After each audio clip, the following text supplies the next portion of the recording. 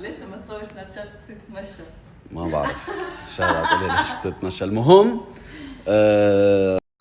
بتعرف كان مغمى علي اليوم، فقت انا بعد العرس امبارحه طول اليوم نايم، فاجيت هلا على بيت اهلي وراح اعمل لكم بدي افرجيكم غرفتي الجديده. جبت غرفه جديده خليني افرجيكم اياها، بدي اعمل لكم روم تور.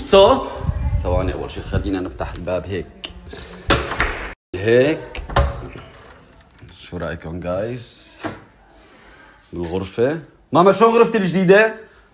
مام هاي غرفتي الجديدة، بنتك شيرين راحت على بيت جوزها خلاص. هاي غرفتي الجديدة جايز، حلوة. فالتخت بيجي هيك. هدول لشيرين الصراحة، يعني الصراحة مش احكي لي واحكي لي علي. لشيرين وهدول كمان اكياس شيرين تاخذوا لبيتها. اوكي نكمل جولة بغرفتي. هدول كمان لشيرين. برو اي ميس يو. وقت أسامة بسافر بكون عنده شيء هي بتجي بتنام بغرفتها. لا بتستعيرها مني. هاي غرفتها.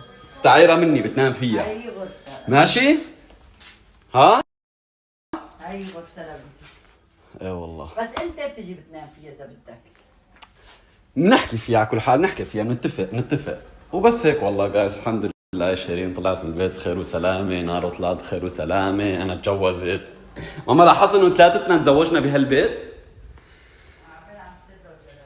ضل أم سوز وضل جلال. قولتك بهالبيت ولا لا؟ إن شاء الله هيك عم نفكر. تصريح قوي من مشيرو هاد جايز، حصري. ما في شيء هذا هلا تحاليل وهذا ما في شيء، بس واحد بيقول إن شاء الله، يعني عرفتوا كيف؟